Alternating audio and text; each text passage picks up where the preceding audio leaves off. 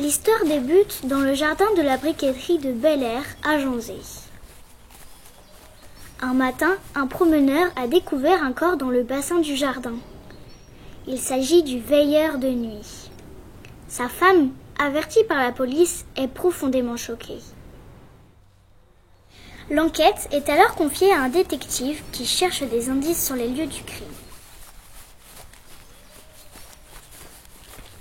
Le principal suspect est le propriétaire de l'autre briqueterie, celle de Belle-Eau. Elle est située en amont de la rivière, sur les hauteurs de Janzé. Les deux briqueteries se font concurrence depuis toujours.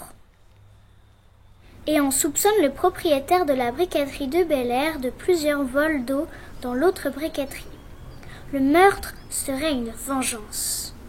Le réchauffement climatique a en effet provoqué une grande sécheresse et le ruisseau de la briqueterie de Bel-Air est à sec depuis plusieurs semaines. Or, l'eau est indispensable pour fabriquer des briques. Mais après plusieurs jours d'enquête, il s'avère que la mort du veilleur de nuit serait accidentelle.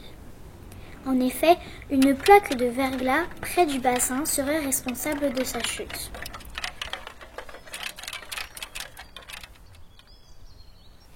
Il s'est assommé sur le rebord du bassin et s'est noyé dans l'eau glacée.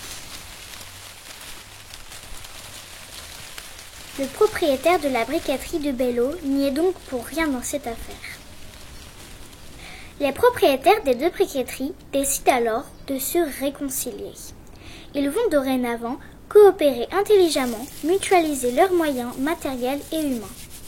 La fusion des deux briqueteries est une décision écologique, car cela permet d'utiliser moins d'eau. Une nouvelle briqueterie du Colibri, baptisée officiellement la Colibriqueterie, connaît depuis 7 ans la prospérité.